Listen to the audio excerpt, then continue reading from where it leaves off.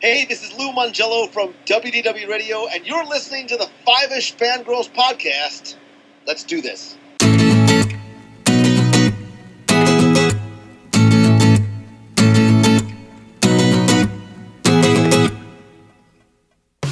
The tangents this week continue all the way to episode number 71 of the Five-ish Fangirls podcast. When life gets you down, do you want to know what you've got to do?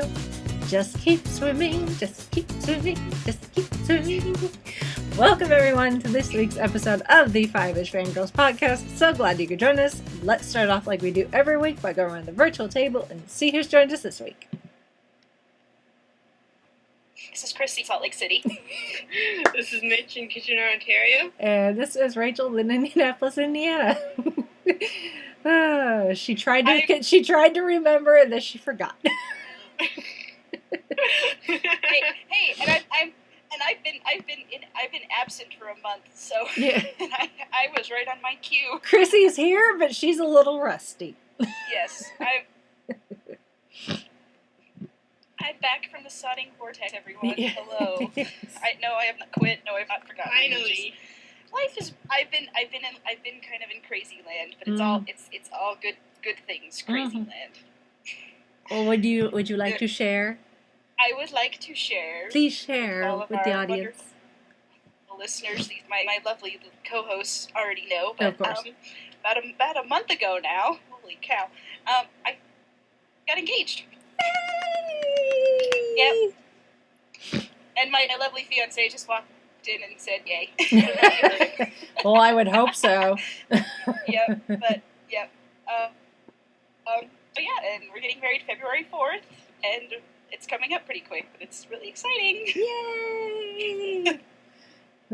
Wedding planning. Double thumbs up. Yeah, wedding planning is very involved. Wedding planning is in full force, and actually, I'm quite surprised how far I've gotten. I still have a lot to do yet, but we're getting there. So yay! Anyway, hooray! Yay! But now that Chrissy is here, so it's very exciting. Yep.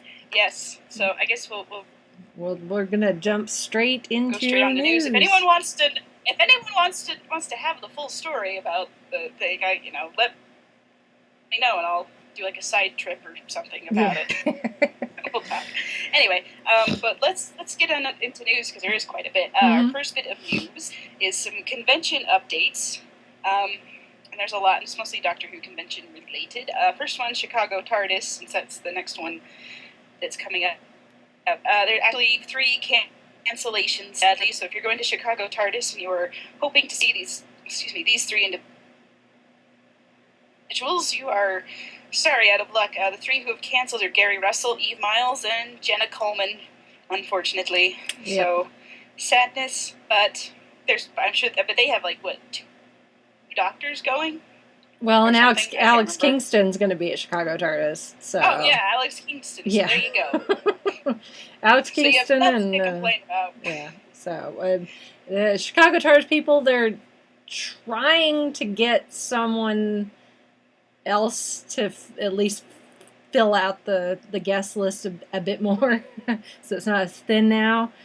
So they've held off on doing refunds because, especially with Jenna, there is the special tickets and stuff that people could buy, and they were going to do refunds, but they're really close to potentially getting someone as a guest. So they're waiting until they've announced that guest before people can decide whether they want their money back or do transfers to the new person or whatever. However, so stay tuned to their Facebook page if you're lost. Yeah, watch that space. Yes. And they will go. And then, so moving down the line, the next one was Gallifrey 1. They've added a pretty big chunk of guests on their block. Patricia Quinn is coming. She was, I'm going to butcher this name, Belazis in Dragonfire. Ian McNeice is coming. He was Winston Churchill. Oh, I've met Ian McNeice. He's a very lovely fellow. Sarah Douglas played Chancellor Montequist in the Big Finish Gallifrey series. Claire Higgins, who, if you remember, was Ohila of the Sisterhood of Karen and Night of the Doctor, which I recently rewatched because it was Paul McGann's birthday. And she was in Magician's Apprentice this season, wasn't she? Mm-hmm. With Sisterhood of Harm. And then the next guest for Gallifrey 1 is Jamie Reed Coral, who played Colony Sarf, who's a snaky dude in Magician's Apprentice. And he was in Woodmiller. Mm-hmm. And then a couple of monster actors, who I guess this is the aim of Gallifrey this year, is they're getting a lot of monster, or people who were in the scary rubber suits. They were coming and talking about monster acting, and it's Alan Rusko, who's played Autons and Celine, and Matthew Doman, who's played a Cyberman, a Whisperman, and a Silent. So that should be interesting for those of you going to Gallifrey 1, you lucky folks who got in with it in the 5 minutes that they were actually on sale before they sold out. And then the last bit of convention news is Time Eddie 2 over in that's in Wichita. Wichita. I was like, I know it's one of those Kansas places the boys talk about. Yep. There's a lot of those towns in Kansas they go to. Anyway, Nabil Shaban, if you remember, is Syl from the Six Doctors era. He's going. Bob Baker, who's the creator of K9, he's going to be there. And Mark Strickson, otherwise known as Turlo, who I love talking to Mark Strickson. I got to talk to him when I went to Gallifrey, and oh my gosh, he's cool. I wish I could have talked to him longer, but he's got a lot of cool stories. Anyway, they will be there at Time Eddie, and there's a link to their Facebook page for more details there. Mm-hmm. So yay, Doctor Who conventions. Yay. And all you lucky people that get to go. Yep. Sadly, I am not going to any of them. But No, me well, I have no current plans. Yeah. And with Chicago TARDIS being this week, it's over Thanksgiving weekend. I already have plans. Gallifrey 1, I'm going to be on my honeymoon. And I don't remember when the next Time Eddie is, so probably won't go to that either. It's next summer, late fall, early fall. It's just about the same time as it was this year, so I think. Yeah. Okay. So. Cool. But, Chicago TARDIS is kind of the end-ish of the convention season for 2015. Like, there's Chicago TARDIS and Starbase Indy that are both coming up this week, and then I think Wizard World probably keeps going into December, but whatever. Yeah. Well, it's funny that we say convention season, but then it's basically all year long. It just depends on what your vice is, I guess. And I mean, Salt Lake Comic Con, they're having a big announcement on Tuesday, I think, to announce guests for Fan X, which is in March. Yep. So, it never ends. So, happy convention season all year round. Mm-hmm. Well, I mean, Doctor Who's convention season goes from Galley in February to Chicago TARDIS in November. Yeah. So. That is quite a long time. Mm. That's about as long as daylight savings lasts, actually. A little bit. I don't know why I made that connection in my head, but I did. Alrighty then. Oh, Anyway. Chrissy, I've missed you. Moving on. You guys missed me. Yeah. Moving on to our next bit of news, which is only exciting for me at the moment. But this has been rumored, but has finally been confirmed, is we are going to get a motion picture adaptation of My Little Pony Friendship is Magic. Oh boy. Yeah. We haven't discussed My Little Pony yet on the show, but we will at some point. And I will admit I'm a brony. I have a Pinkie Pie and Applejack cosplays that I enjoy wearing very much. You're not a brony because you're not a guy. I prefer the term brony over Pegasister. Oh, okay. So. I just think you're a fan of My Little Pony. Yeah. But we'll discuss semantics later. Yeah. Tomato. But it is set to be released actually the same day as the next Thor movie, so that should be interesting. So what are you gonna do? Well, I'll probably go see Thor in the evening and then My Little Pony in the afternoon, probably. I don't know. But it will include the entire cast, the main characters. from the TV show, plus Broadway star Kristen Chenoweth is going to voice a character, and it will be directed and written by folks who have been working on the show for a while. Because the show is 5 seasons in, so there's 5 seasons of it. So the same group of people that have been working on the show will be working on the film. No idea of a plot or anything, but there'll be some sort of disaster and the ponies will have to work together and save the day. Just the way it works on the show. With the power of friendship. Hopefully it is as well. I haven't seen the movie, but hopefully it's more faithful to its original source material than Gem and the Holograms is reported to have been. Yeah, I'm pretty sure it will be because it's the same people working on the show. So. Okay. It should be. So all you people that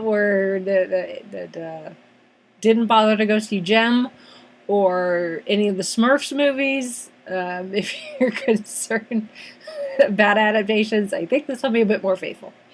So. Yep.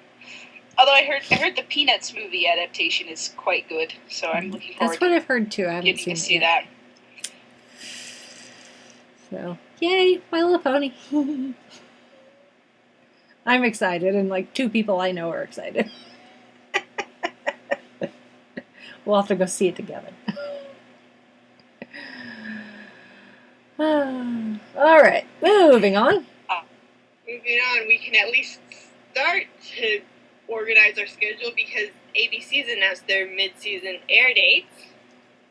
So, Agent Carter season 2 is going to have a 2-hour premiere on Tuesday, January 5th. There's going to be new episodes of the...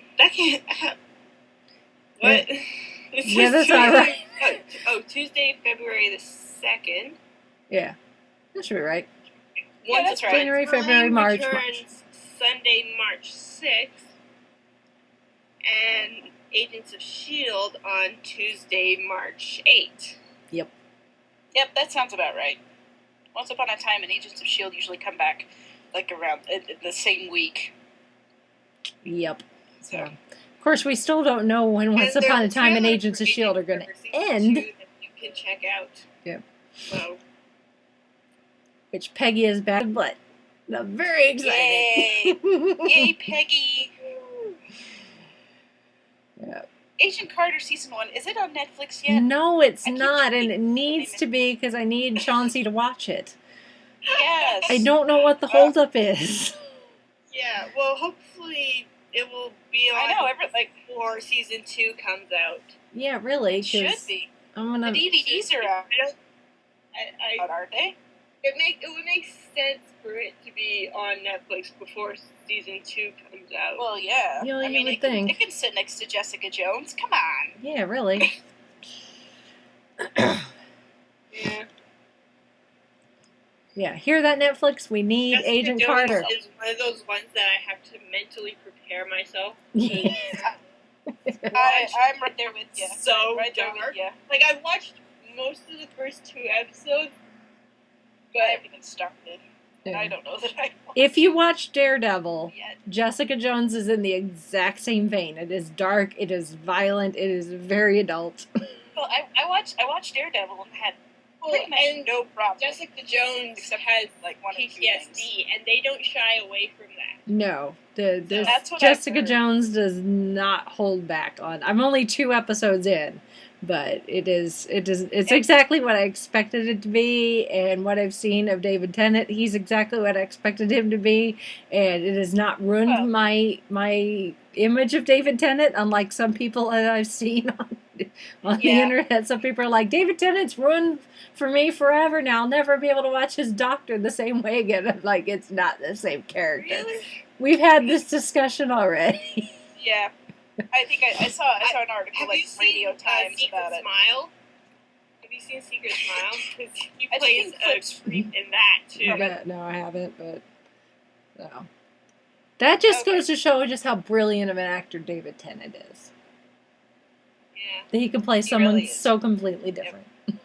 I think it's that he's using the same accent that he had for the Doctor as he is for Kilgrave. Yeah. And Jessica Jones. So maybe that's what people are thinking. I'm reserving judgment until I've actually seen the episodes. Yeah. But well, I haven't actually. I've only seen like flashes of him through the Jessica's PTSD. Mm-hmm. So I haven't actually seen him in the thing yet, really. It's mostly been just images and flashes. You do get him at the very end of the second episode. Yeah, well, but we still haven't got like... finished episode 2 because I saw like the back of his head. I'm like, nope. Yeah. Nope. I need to mentally prepare for this. Nope. Yeah. You don't really see his face though. Yeah. I think it's gonna be one of those I'm just gonna like watch one episode at a time and be like, well, okay, that's done. I need to go watch something fluffy, like, I don't know, Care Bears. Yeah. That's what I kind of did with Daredevil. I'd watch Daredevil and then I'd go. They have Reading Rainbow, Mr. Rogers on Netflix. Yes. It's like something violent. Okay, time to go watch Mr. Rogers' Neighborhood. Relive my childhood where everything was happy and sunshine and rainbows. Go look up kitty and puppy videos on YouTube. Anyway, all right, moving on with the news. Speaking of David Tennant. Speaking of David Tennant, we have but this is happy news. Yes. All the way around. I wasn't here to squee about this, so I'm squeeing now because it's the 10th Doctor and Donna in Big Finish, and there's a first preview of it, and I listened to it, and I'm just like, they're back! Oh, I'm so happy. They're in Big Finish, and it's like all is right with the world. It's like they just stepped right back into the roles. I know. It's like they haven't been god all. It's like, oh my goodness. And I mean, it's just it's a little like audio clip, and it's about a minute or so long. But this is the excerpt. Well, not the excerpt, but the synopsis of this tiny little excerpt. It says, in this exclusive excerpt, I can't say that word, from the second of the new audio dramas, The Time Reaver, the duo seem to be having a bit of trouble with the TARDIS, not to mention Donna's wardrobe. And, Donna, listening in this excerpt, she's as, as sassy and feisty and awesome as ever, and the Doctor is, he has no idea what's going on, and it's just lovely. Mm-hmm. It's brilliant. So I can't wait till I can listen to this. It might not be till the honeymoon. We do have a 10-hour drive. I don't know where we're going yet. It's He's planning surprise, but I do know he is planning it, yes. Well, Nice. he has it planned already. He has it planned. Yep. That's good. Exciting. And I said I wanted to be surprised. So I think maybe on our 10-hour drive, that's what we will be listening to. That sounds like a good plan. Yes. I just had that plan just now, and I'm like, perfect. Yep. Okay. So anyway, Big Finish. Take my money. Come out here tonight.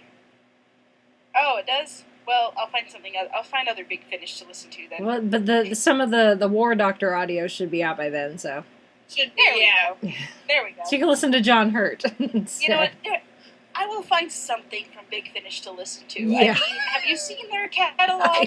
See the back catalog? I know. We're going to do a Big Finish episode here eventually. You shouldn't have a problem finding something to listen to. We'll have to do it like... We're going to discuss Big Finish. We'll talk about stories 1 through 20, 21 through 40. No. Split it up in chunks like that. That'll give us a lot of show topics. Yeah, that's true. Yeah. Like, dear Traveling the Vortex, you may not be covering Big Finish right now, but we will. Speaking of Big Finish-ish, one of the places you can buy Big Finish, besides Big Finish directly, is from Who North America. And, Wait a second. You can buy Big Finish from Who North America. You can buy the physical copies. If you've seen my pictures and when I periscoped, there's a whole aisle of just Big Finish, and I want to just back up the truck and dump it all in. But anyway, weird segue. Anyway, Who North America update. Our last bit of news here. Everybody's crossing of their fingers and knocking on wood and throwing salt over your shoulder must have worked because they have officially closed on the new property. Yay! And work is already being done by their contractors to get everything set up the way they want. And it looks like probably moving will take place in late December, early January, maybe. Actually, they are going to start moving overstock in the next couple of weeks. And when they'll officially close the doors to the current property is still kind of in flux. It just really just depends on how quickly the contractors can complete all the work. But between now and Christmas, the current property is going to be open every Saturday between now and Christmas from noon to 4. So go buy stuff because it will be less for them to move.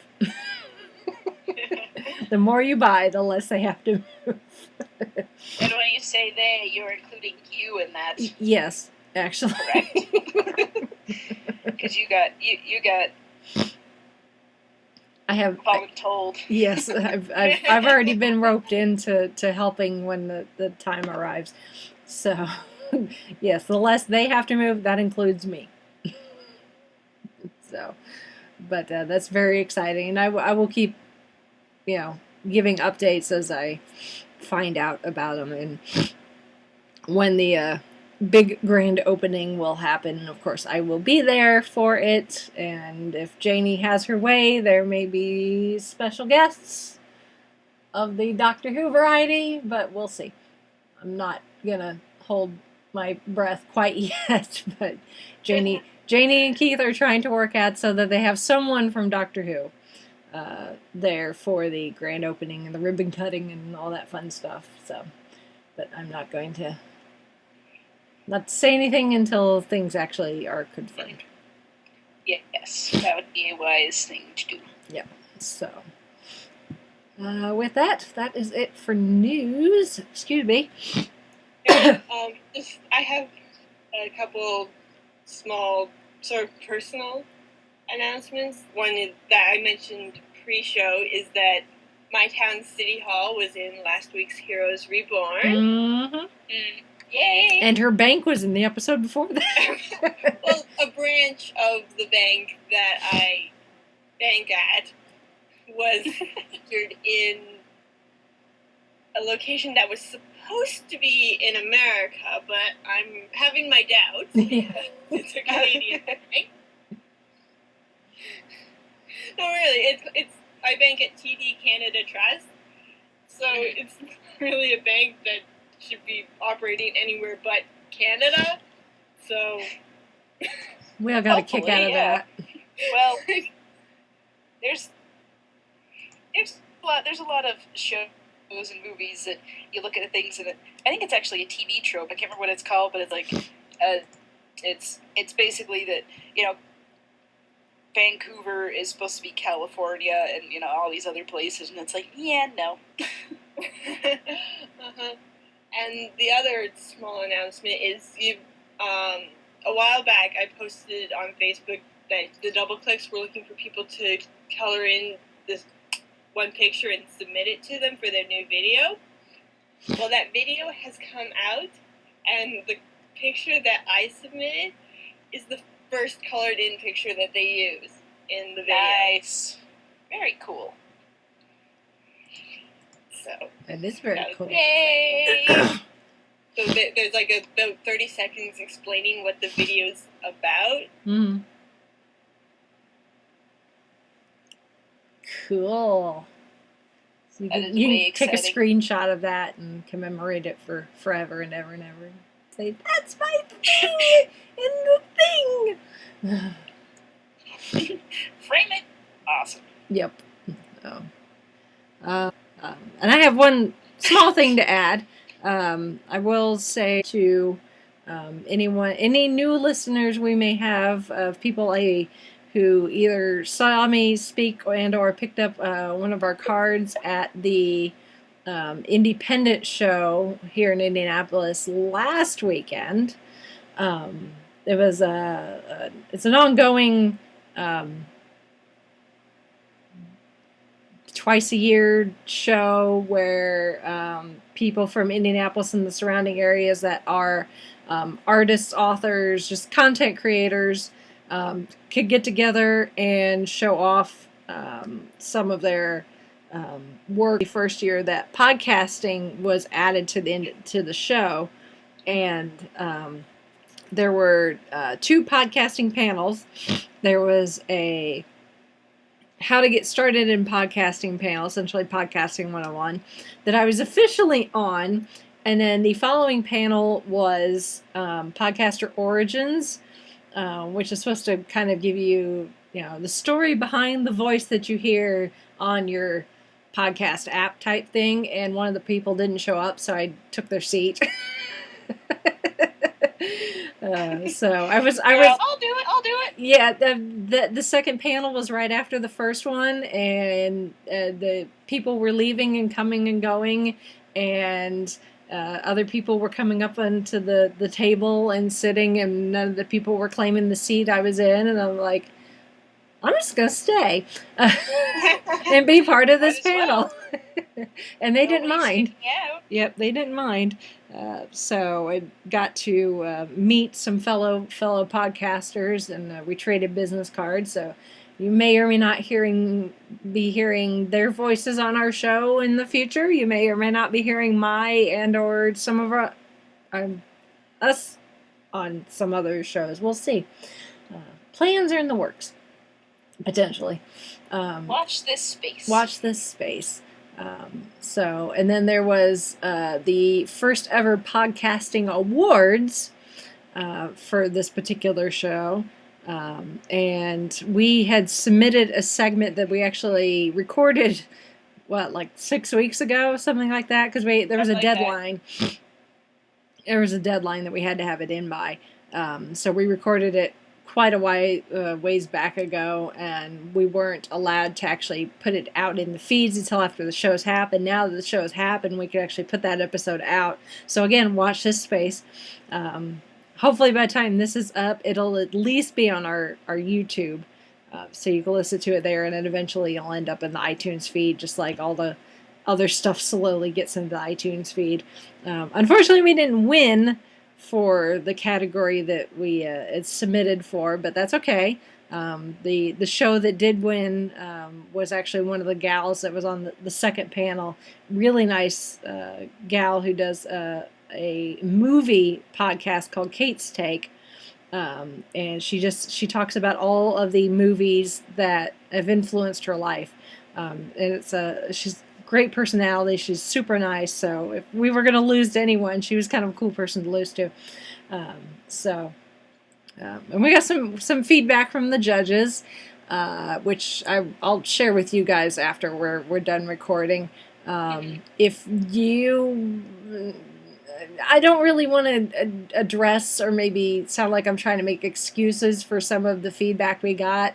Those of you that have been listening to this show, we do this with not putting any money into it. We're doing this with what equipment we have over the internet, which is not the most reliable, unfortunately. We have what we have. We have what we have, so maybe down the line, if we're fortunate, we can change the circumstances, but you know what? We enjoy doing it the way we're doing it, and for the most part, we don't really hear any complaints, so we're just going to keep doing it, and as long as we keep enjoying it, that's all that really matters. Yep. So, but it was a good experience. It was a good. It entered into the contest. Exactly. Yeah. So it's all good. It's all good. So, but if anyone's listening because they found out about us at the independent show, hello. This is the way we roll. Hi. Hello. Hi. Pretty standard. Yep. Hopefully you keep listening after this. So with that, let's jump into this week's topic, which is making me, I don't know about you guys, but it's making me feel really old. Because today, actually, we were talking about it, because I shared this on our Facebook page from Disney/Pixar, but actually, as we're recording this today, it has been 20 years since the first Toy Story movie was released. Oh gosh. Which means we are celebrating 20 years of Pixar film. I was just a small child when it came out. I was in 5th grade when Toy Story came out, and I remember driving home, or riding in the car in the back seat with my family after seeing Toy Story, and just being like, I don't want to say blown away because that gets so overused, but just being really in my little 10-year-old mind, just being very, very, very aware that I'd seen something very special and very cool, and I was excited about it. I didn't really know what that meant yet, because I was only 10. But I was still like, this is interesting. I like it. I don't think I saw Toy Story. I don't know if I saw any of the Pixar movies in an actual movie theater until Toy Story 3, actually. Really? Yeah. We didn't really go to movies when I was a kid. Mostly because my mom can't stay awake for most movies. Okay, that's understandable. And then once I got to be an adult, I was, got to college and working and all that, and you don't really have time to go to the movie theater. Yeah. You're lucky if you can catch some, rented, back when you could rent at, like, Blockbuster. That's how you had to catch movies if you had the time to do it. So I remember, but I remember when Toy Story 3 came out, we went and saw it in 3D, but the movie theater we went to showed Toy Story 1 and 2 before it, so we got a triple feature, which was kind of cool. Nice. So, that is cool. Yeah.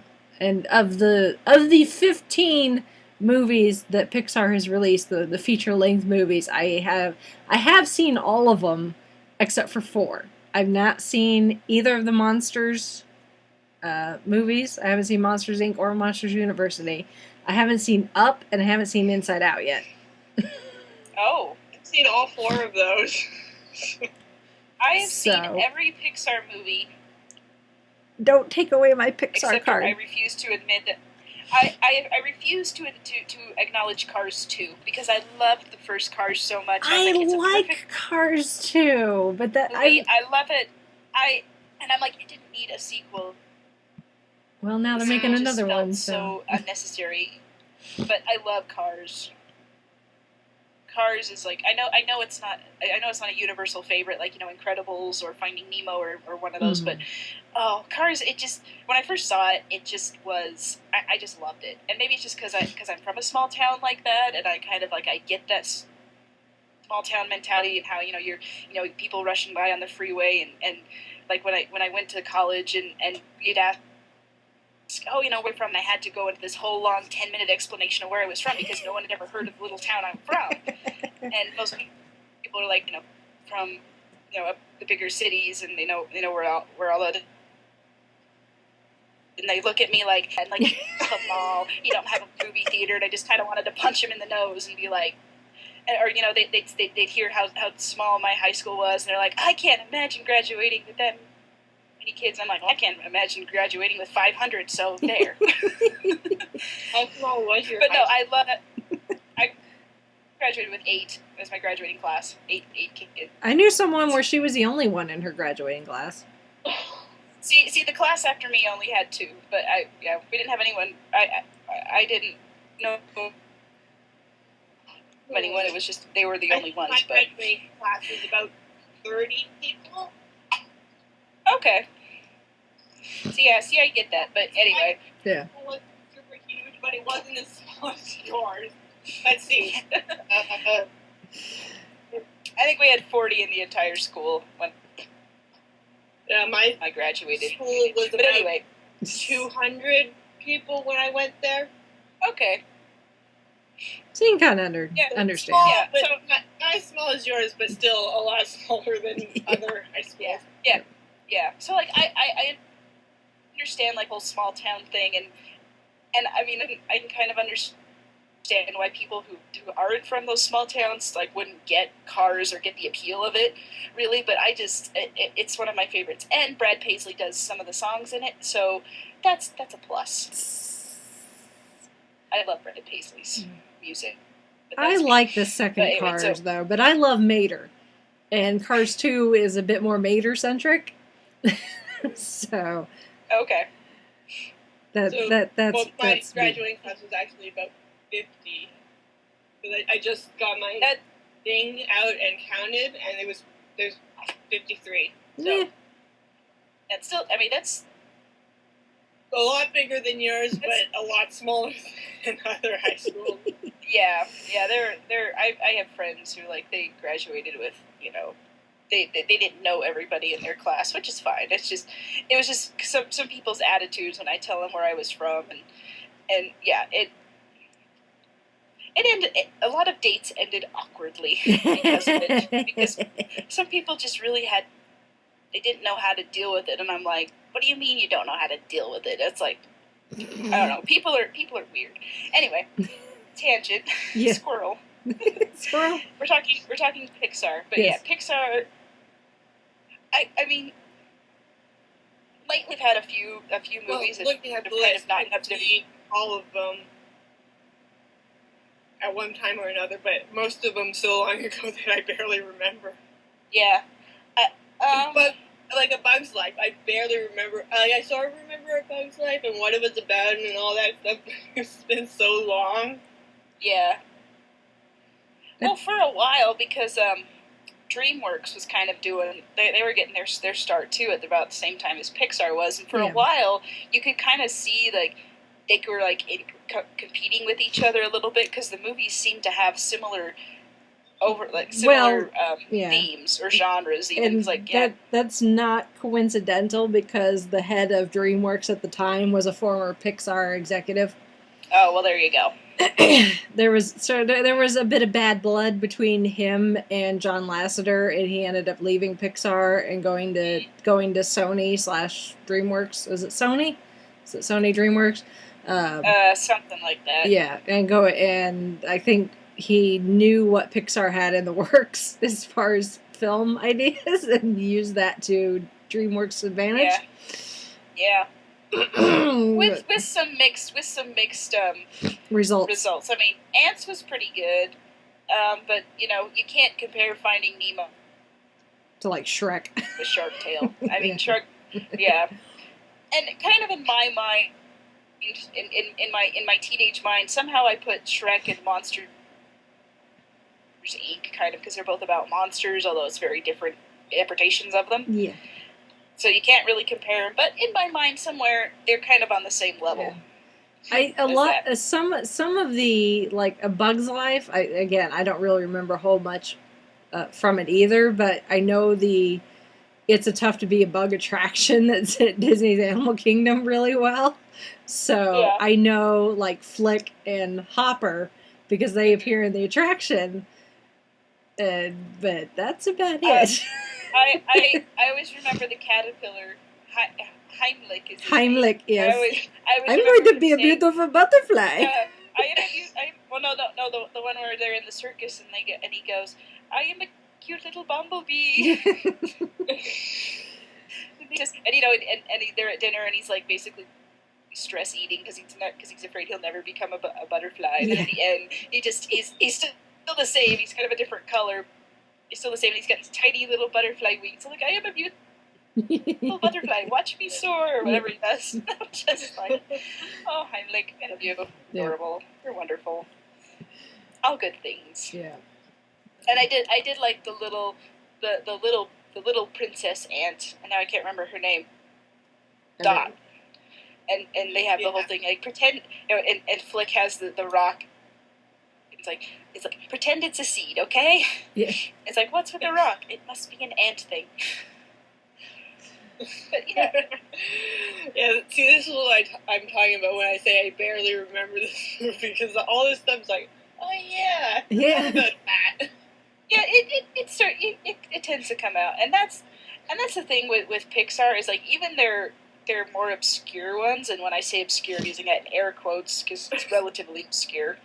because pretty much, I mean, everybody's at least heard of these movies if they haven't seen them. Mhm. But there's always like some little moral of the story that it's not like hammering you over the head with, which is rare in family movies if they're done well.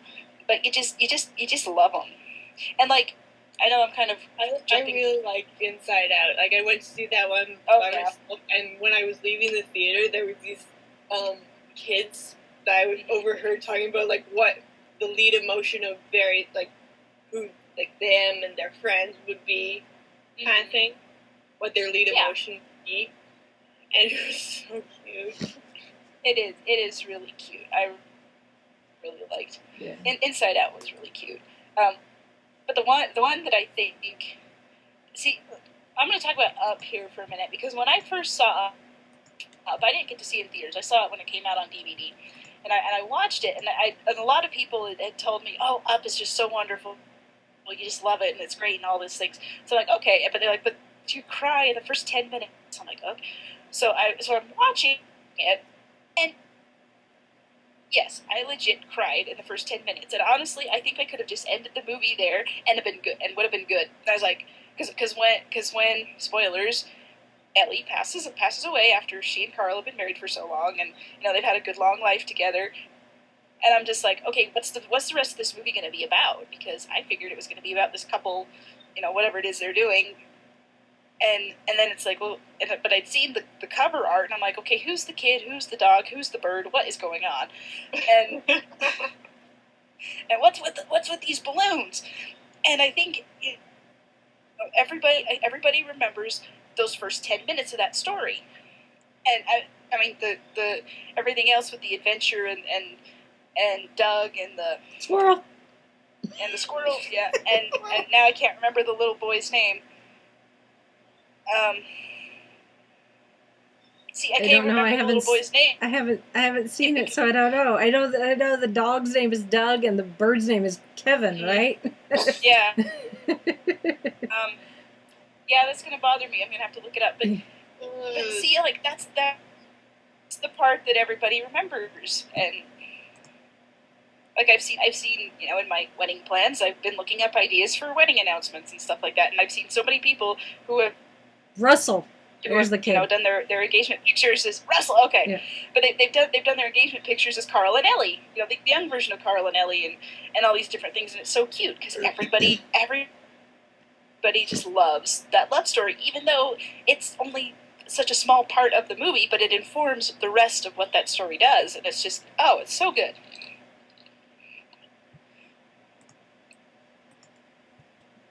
Where was I? Oh yeah.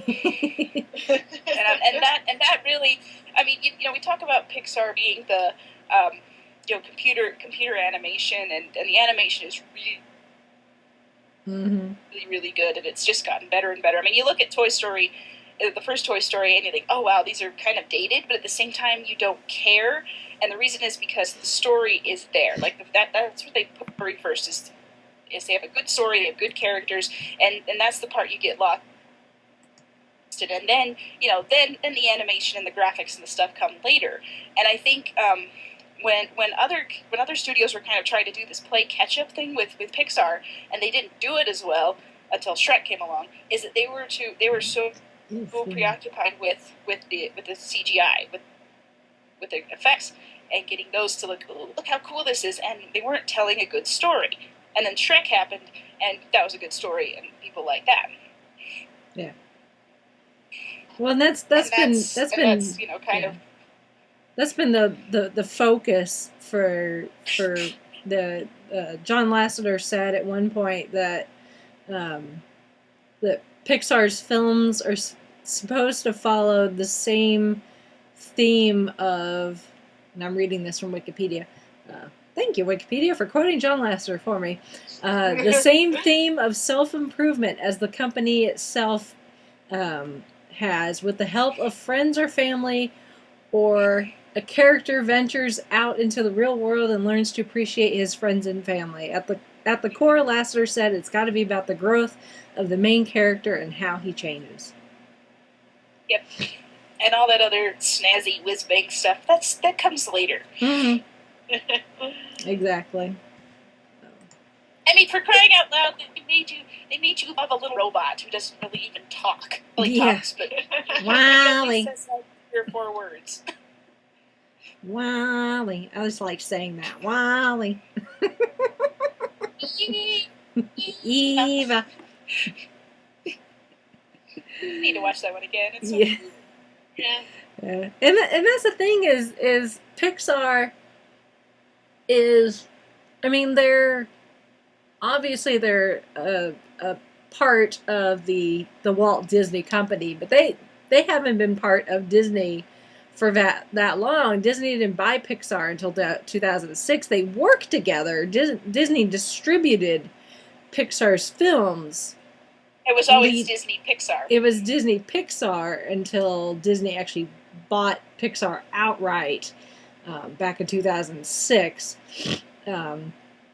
But before, they were their own company, and actually they started out as a technology company, creating software to be able to do the 3D animation, and then they were trying to sell their software and other technology to go along with it, and they weren't very successful, but they were using the software programs that they come up with, and had some success doing like shorts and TV commercials, and Disney caught wind of it, and John Lasseter's persistence, they came up with the idea of Toy Story, and when Disney agreed to be the distributor for it, and Toy Story ended up being this huge success, that kind of turned the focus of Pixar as a company around,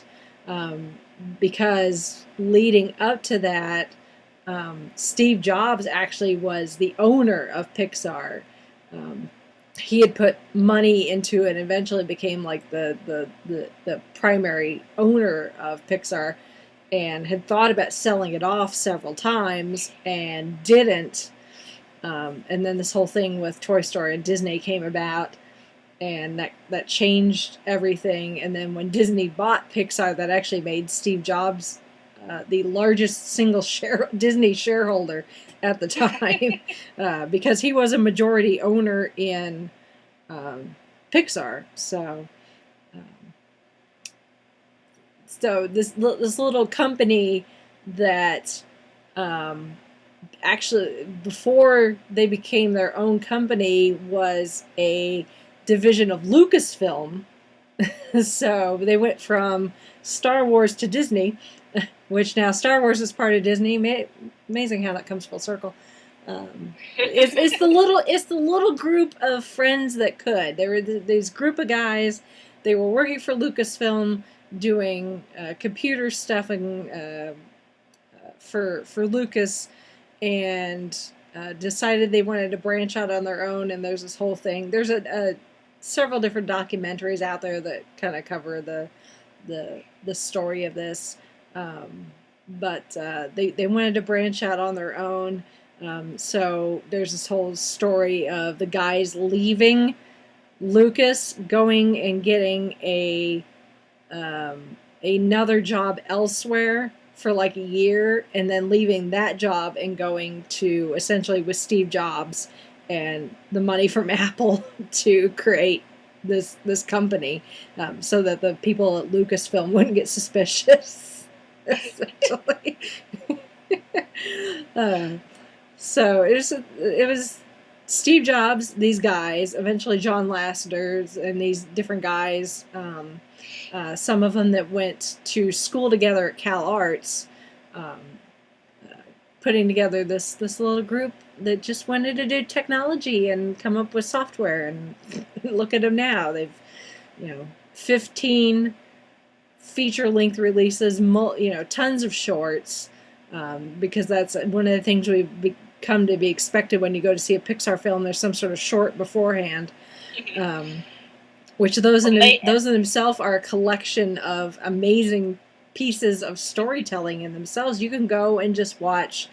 There's DVDs out there of just the Pixar shorts, if that's all you want to watch. Yeah, I was gonna say, they released them just on their own, and those are fun. Mm-hmm. And sometimes those characters like show up in the actual Pixar movies just like as a little cameos. They do that a lot with, especially the Pizza Planet truck from Toy Story. Shows up in, sometimes it's blink and you miss it, but it's there in pretty much every movie. Even Brave. Yeah. They got the Pizza Planet truck in there. In the Witch's Cottage. I'd say it's every film except The Incredibles. Yep. Yeah, it's kind of like I don't know how that didn't happen. It's kind of like the Marvel movies where you look for the Stan Lee cameo.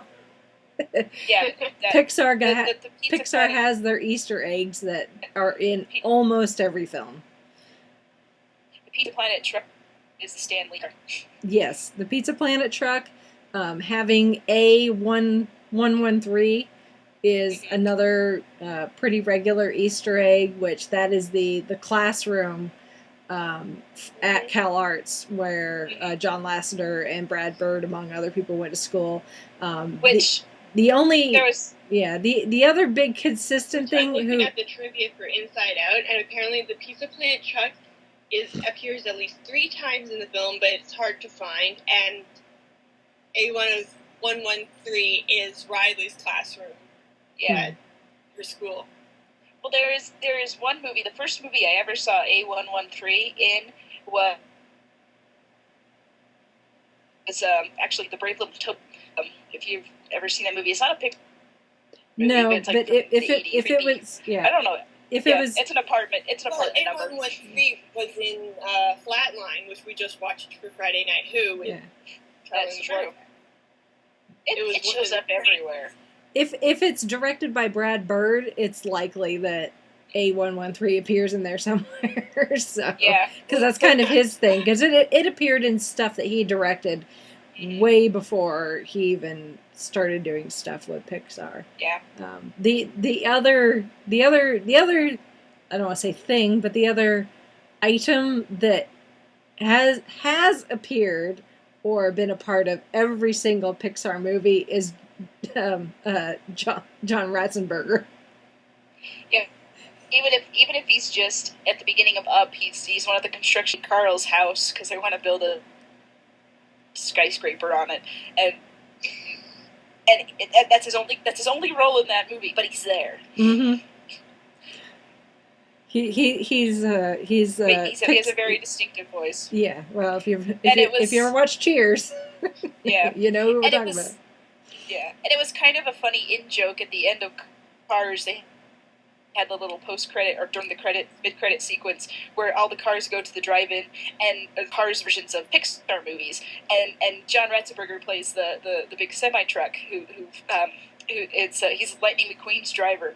So he's there seeing the movies and he sees and he's like, oh, that he's Toy Car Story, and he's oh, that little, whoever plays that piggy truck, he's quite a good actor. And the next one is Bug, whatever A Bug's Life, the car version was. And, whoever plays that the circus car is quite the notable thespian. And then because he's commenting on all his previous roles, and then later he's like, wait a minute, they're just using the same actor over and over. What 2-bit production company is this? It is so funny. Because it's the same actor saying, "Oh, he's in all the movies over and over again." And that's just the kind of humor Pixar does. Mm-hmm. Absolutely. It's just one of those things you come to expect from the Pixar movies. I find myself when I do watch them, like listening, like, where's his voice? Where's Ratzenberger? Which character is he playing? I know he's in there somewhere. He'll show up. Yeah. Whether it's a main character or a side character, he's there. Mm-hmm. And they Pixar, somewhat jokingly, but they consider him their good luck charm.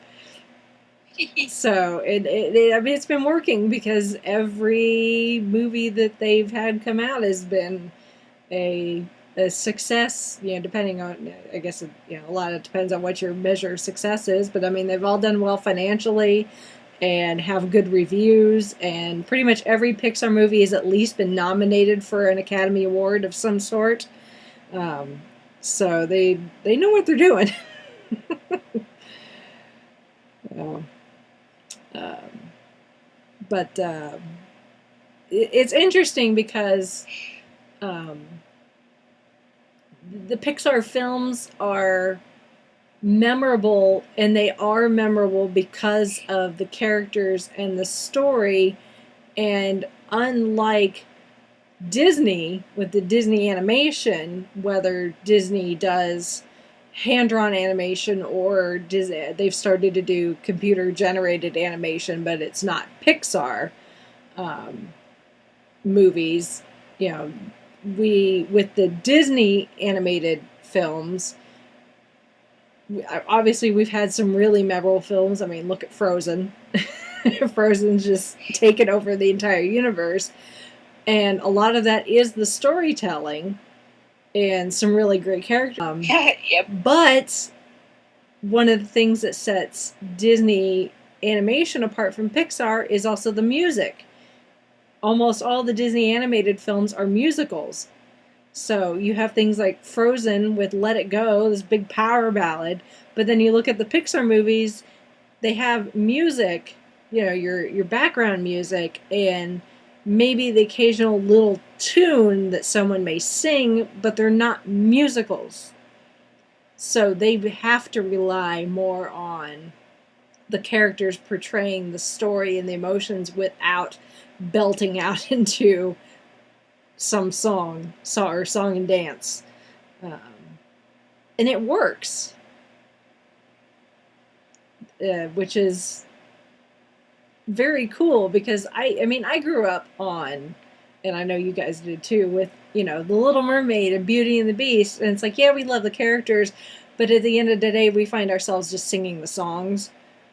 With Pixar, the Pixar films, you don't do that, because there aren't really any songs to sing. I mean, my little opening bit, you know, with Dory, just keep swimming, but I mean, that's not a song. Now, if you go to Disney's Animal Kingdom, there's Finding Nemo the musical, the stage show, and they've written music, and one of those is Just Keep Swimming. But that came after the film. Mm-hmm. So. And that's kind of what happens with these Disney and Pixar movies that end up going on Broadway. Mm-hmm. And those kinds of things, like, you know, even Beauty and the Beast, which had, you know, is famous for its wonderful music, but they still added on songs for the Broadway version. Mm-hmm. Toy Story is kind of a bit of an exception, just because they do have, you know, like you've got the opening title sequence with You Got a Friend in Me. There's the sequence with in Toy Story 2 with dang it, my brain's not working. The girl cowboy, the cowgirl. Jessie. Yeah, Jessie, with the vignettes with telling Jessie's story, where she, you know, when she used to love me, which is tear-jerking in itself. But again, there's still not really the Disney musical like the Beauty and the Beast and the Frozen and the Little Mermaid and all that. But it's still very powerful. I mean, like you said, Up made you cry. I think that's part of the reason why I haven't seen Up yet, is because everybody's like, you will be bawling within the first 10 minutes. I'm like, I don't want to be sad. Well, it's a happy kind of sad, because I mean, and then later in the movie, you know, there's a bit where he finds Ellie's adventure book, and, you know, they were looking through all the photos of you know, their memories of their life together, and then there's a note at the end that she left him that says, go on to your next great adventure, or whatever it is that it says. I don't remember exactly. Mm-hmm. And so that's kind of how the movie ends, or, you know, what it ends up being is, you know, he goes on with his life. He's not really necessarily the grumpy old man anymore. Yeah. That's, you know, he kind of becomes a grandfather figure for Russell, and they have a good time. Mm. And they go on their own adventures. Yeah. it's just one of those, like, I can't quite bring myself to... Same thing with Inside Well, Out. I think- Everybody's like, Inside Out's so good, but then they're like, there's this bit with this one character, and you're gonna cry. I'm like, I don't want to cry. And it's like, it's Pixar. They're gonna You're make gonna me cry. cry. know, I'm still trying to keep myself together when I think about Toy Story 3 and the bit where they think they're all gonna go into the incinerator, and I'm like, and honestly, I thought, because when I saw that one, I thought that was the part where I was going to cry. It's like, nope, it's the very end when Andy's giving his toys to Bonnie. yeah, It's like, that's the and I'm dead. tear-jerking part. It wasn't when they thought they were going to die. Yep. And even, and Brave is another one that I really love, and I know that it's not a universal favorite, but that one made me cry. Hmm? I mean, think of your relationship with your mom. Yeah. Maybe, I don't know. Yeah. Maybe it's just me. Yeah. I can't say Brave made me cry. But I do like the fact that Brave was kind of a different thing for Pixar to do, just because we're so used to, like, talking toys, talking bugs, talking fish, talking rat, It was Pixar doing sort of the Disney fairy tale thing, which it really hadn't done till that point, so it was different for Pixar. Yeah. So it was sort of dabbling in what made Disney really good, and I think they did a good job. I know not everybody loves it, but it's one of my favorites. It worked, and it won the Academy Award for Best Animated Feature Film that year. So I don't remember what it was up against, but yep. Well, where Chauncey and I went to school, we have a friend that graduated a couple of years before us, and he actually works for Pixar. And nice. Brave was one of the first films he worked on. So when Brave won the Academy Award, everyone at Pixar, obviously I think John Lasseter gets like the Oscar that they give out at the ceremony. But all the Pixar employees that worked on Brave got little miniature Oscars. Nice. Pixar got them little miniature Oscars, so that they get to have their own little one. That's why I remember that. But for them to do something like Brave, first, like, is cool, but it is, like you said, it is kind of the Disney princess, more fairy tale thing, but that has allowed Disney / ABC to bring Merida into Once Upon a Time. So which I am okay with. Yes. Totally. Yeah. More, the way please. It's gone so far this season? Oh, yes. Yes. So there's it's nice that with this Disney expanded universe with between the animated films and Pixar and other Disney properties, that they're able to bring in those characters into something like Once Upon a Time as kind of a, hey, remember this character? They're a Disney entity too. It may be Pixar, but she's still Disney. So, and she was awesome. And still counts. It still counts, and she was awesome in the movie, and she's going to be awesome in Once Upon a Time, and she has been awesome in Once Upon a Time. Brilliant casting.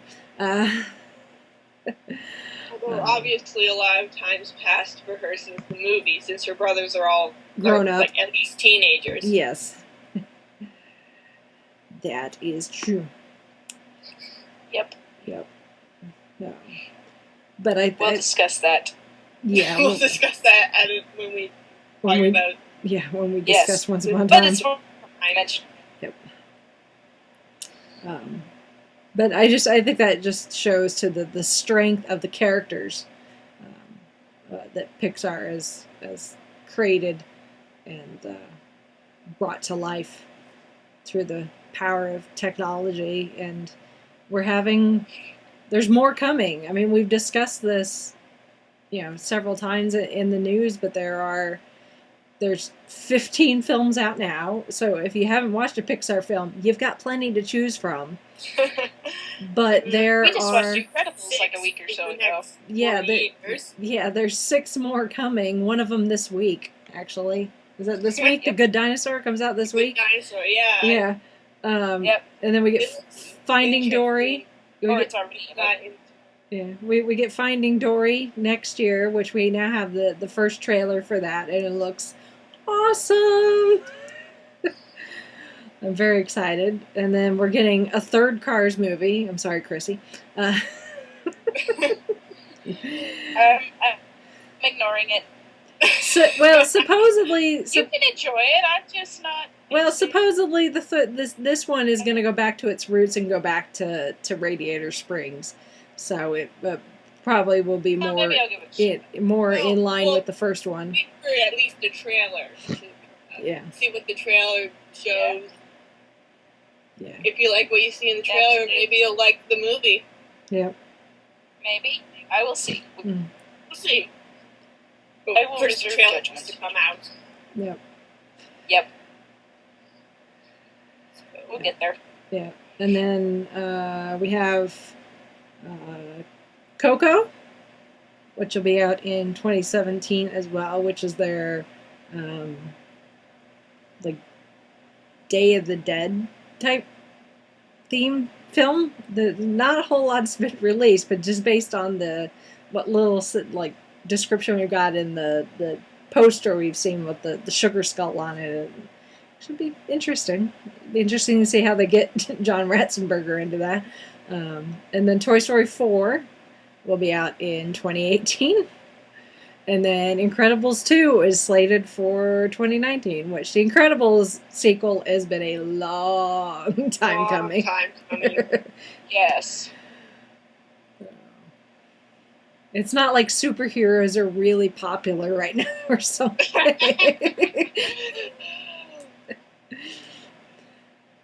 Just saying. So it might be a good bandwagon to jump on right now. Yes. The superheroes. Yeah, we'll see. Well, because I was seeing a lot of talk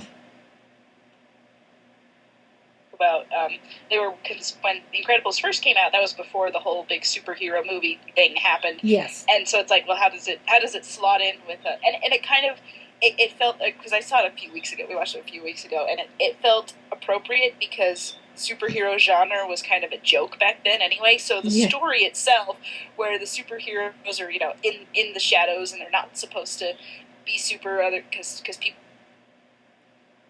don't want them to be heroes anymore. So it was kind of appropriate for the time period it was released in.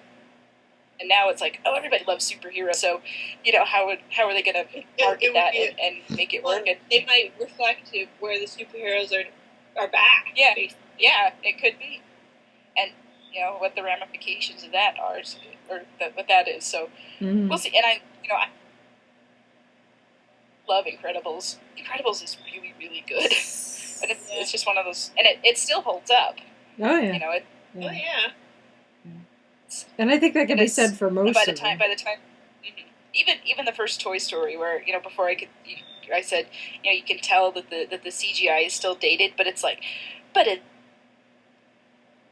Woody and Buzz. Come on, yeah. And it's still, and they were very wise in having that first movie be about toys with it have that plastic sort of textured look to them. So and you notice the humans, especially the mom. Yeah, definitely, and so it's like so the focus is on the toys, so that look, it works for all the characters, and you're not thrown out of the movie going like, oh, that looks so creepy, because it's not. It acts like Mr. Potato Head is supposed to look like that. Mm-hmm. It actually looks like a potato head. That's how he looks. Yes, and Slinky Dog and Rex and Woody and a Buzz Lightyear action figure. That's what it would look like. So They chose their genre or story, whatever. They chose their subject matter wisely. That's what I'm trying to say. I agree. And I'm looking forward to seeing the next. I don't know if I'll when I'll get to go see The Good Dinosaur, if I will at all while it's in theaters, because I've got other things that I need to go see beforehand. I have other things Yeah. that I need to save my money for, like Christmas presents. Yeah, that too. Oh, yeah. It's like, dang you, Pixar, you had to come out with a movie right before the holidays. They usually do that. I got to do Christmas shopping. Well, that's what they're the new Star Wars with that my dad too. and his friend. And there's kind of that other Disney related movie that's coming out at the end of the year. I'm not going to get to see Star Wars. After church, we were talking about how he and his friend Dave are planning on going to see the new Star Wars when it comes, like, opening night or whatever. And I said I want to go with them, so we're at least going. Yeah. Maybe my sister and her husband. Yeah, I'm not going to get to see it till the day after Christmas. Stay off the internet. That's all I can say. You're going to have to stay off the internet. I know, it's going to be like, well, I have to work. I have to work on the internet. That's the sticky thing. Stay off Twitter and stay off Facebook. Social media. You can. I will try. I know. Again, with your line of work, that's kind of hard. And I'm sure some of it is going to delve into like the political news. I'm sure some of it's going to get mentioned, and I'm going to be spoiled. I just know it. Find a really good filter program or something. Yeah. I'm going to try. I'm not making any promises. Either that or prepare for the fact that you're going to be spoiled before you go see it. Yeah. Yeah, I'm pretty much resigned to that fact, but I'm okay with that. It's Star Wars. I mean, okay, I will. I don't remember. Did I tell you the story during my Salt Lake Comic-Con recap? Because Terry Brooks was at Salt Lake Comic-Con, and he wrote the novelization for Phantom Menace back in '99. Right. Or that's when it came out. And I actually read the book before I saw the movie. And so and Terry Brooks is an awesome author. If you've ever read anything by Terry Brooks, you're missing out. This story. I think I did, but I'm telling it again. All right, tell it again. And basically, I read his novelization of the Phantom Menace and loved it. And so I thought the movie was going to be great. So I saw the movie, and it wasn't that great. And I actually told him that story, and I saw him at Comic-Con, and he was like, I was saying I'd rather read the novelization than see the movie, and he was all like, well, I plead the fifth version. And I was like, that's probably a good answer. Very, very diplomatic answer on his part. Star Wars, have you heard the Jar Jar Binks was supposed to be a Sith Lord theory? Yeah. I think I have. Oh my goodness. I'll have to go look it up later. And it explains certain things about, like, there was stuff that, like, they had to take Lucas took stuff out of this 2 and 3 because Jar Jar Binks didn't go over that well and had to add in Dooku. Like, no, really, there's a whole, like, 'cause I think we're better off with Count Dooku. Obi-Wan. Yeah. But because of having to add in Dooku, he kind of got shoved in between, like, Yoda and Qui-Gon, I think.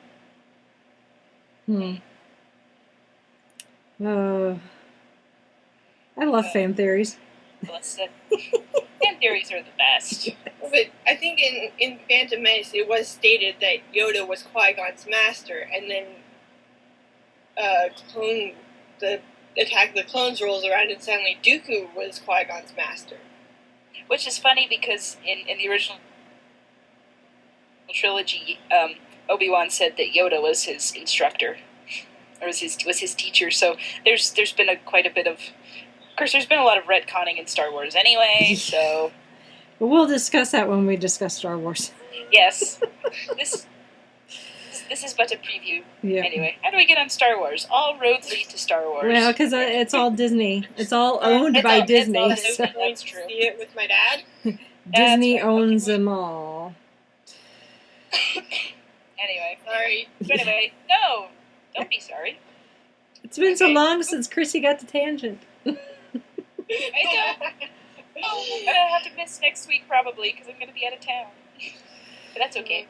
We'll survive. So, yeah. Like we always do. I don't even know what we're Sometimes talking I about just next survive. week. I think we'll this either be is- talking Heroes Reborn or the Librarians next week would be my guess, but I don't think we've decided yet. We'll flip a coin. Yeah. But yeah, this is why we have the format that we do, because we couldn't get everybody's schedules to mesh up all the time. So we're like, well, whoever's here will record, and if you have to miss for a while, then the rest will pick up the slack. Mhm. Sometimes we have 5, sometimes we have 4, sometimes we have 3.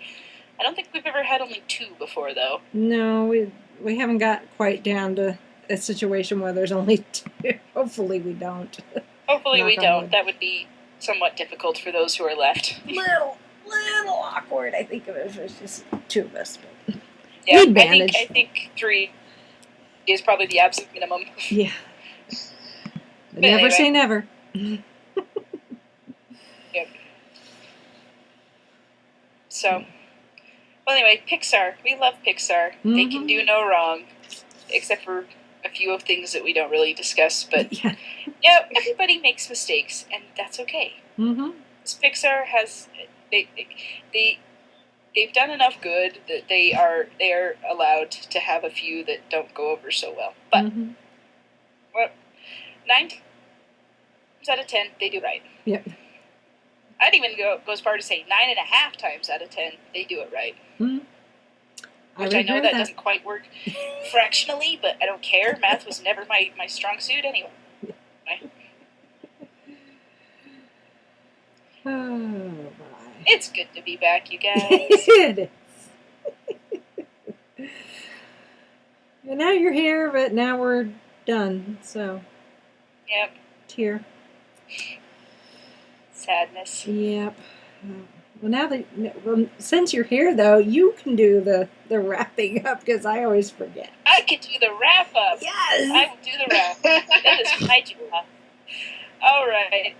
All you fine listeners out there, if you want more Five-ish Fangirls podcast, action, fun, whatever stuff, you can visit our website at the Five-ish Fangirls podcast.blogspot.com, and there you will find links to all of our various social media shenanigans on Facebook and Twitter and Tumblr and Pinterest and Instagram, and I think I got them all.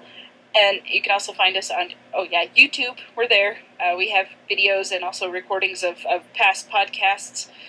You can also download us off of iTunes, subscribe to us there, and we'll automatically deliver our wonderful dulcet tones to your iPod, whatever it is you use to subscribe to podcasts. And I'll also check for back episodes that we recorded before we got on iTunes. I noticed last month we had our Librarians podcast came up, so yay for that. Sometimes we throw those in there. And also subscribe to us on Patreon. Our Patreon supporters we love you guys. And so if you are not subscribed to us on Patreon or donate to us, I don't know what it is. Be a Patreon supporter. That's Yes. what it is. I told you. I said I'm rusty. Anyway, all that goes straight back into the podcast and helps us continue operations here. So, y'all are wonderful who do that already. And then, and leave us a review on iTunes and rate us. And leave us a comment, or you can email us feedback. Our email address is fiveishfangirls@gmail.com, or you can just leave a comment on the blog or Facebook or something, and we will read it out on the podcast. So that's everything. I think I got it all. I think you did good. Yay me. You're not that rusty. It's like riding a bike. Yes, exactly. And one final thing.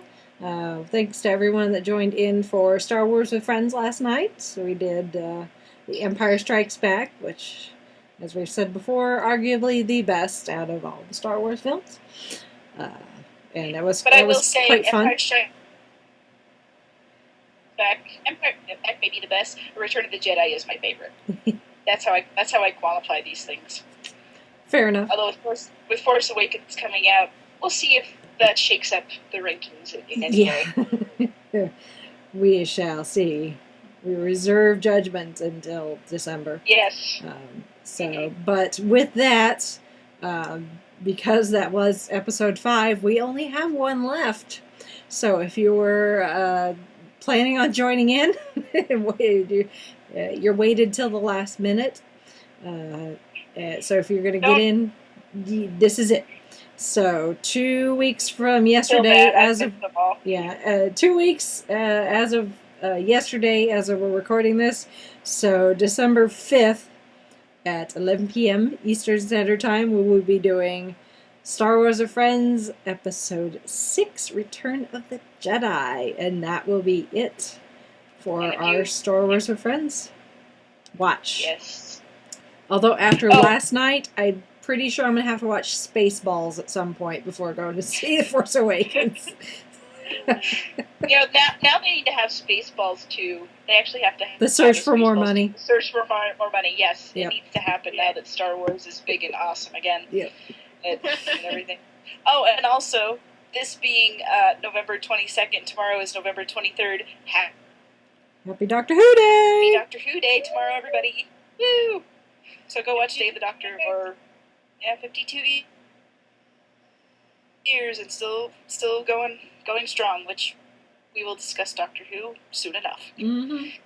Because if we're not all dead, this season is nearly over.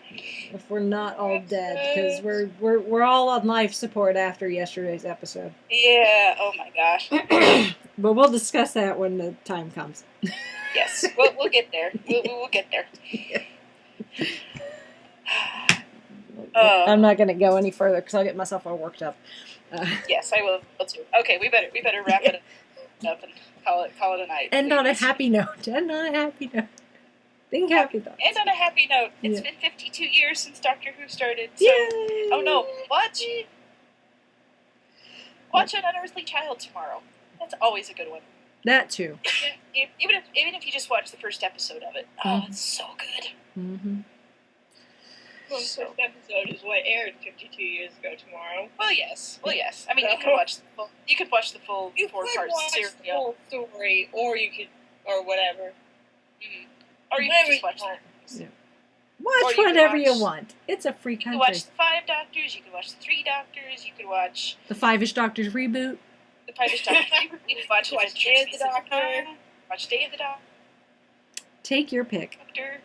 You have options. You can watch Horror of Fang Rock for all we care.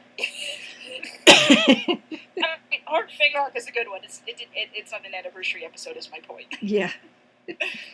Watch whatever Doctor Who story makes you happy. You can watch any episode of Doctor Who. Anyone. Yes. Anyone that keeps you fancy. Watch whatever makes you happy. Draw a title out of a hat. Could even be Dimensions in Time. If that floats your boat. Twin Dilemma. Oh dear. Okay, we need to sign off. We're getting. We do. Okay. We're hitting slap happy. You guys need to go to bed. Yep. Yeah, It's 11:37. Yes. A little late. Yeah. Let's get you girls to bed. Yeah. Okay. All right. Well, this is Chrissy in Salt Lake City. This is Chrissy in Salt Lake City saying goodnight. This is Mitch saying goodnight from Kitchener, Ontario. And this is Rachel in Indianapolis, Indiana. Ka-chow!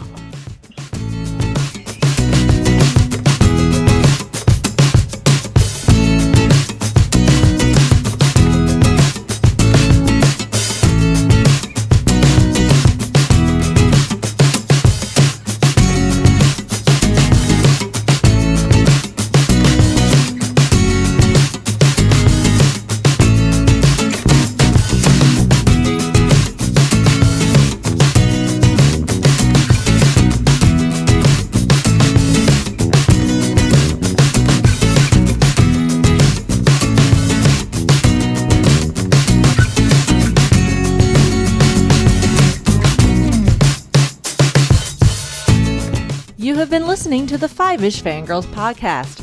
Any and all movies, books, games, and other forms of media mentioned are owned and operated by their respective copyright holders. No copyright infringement is intended or implied.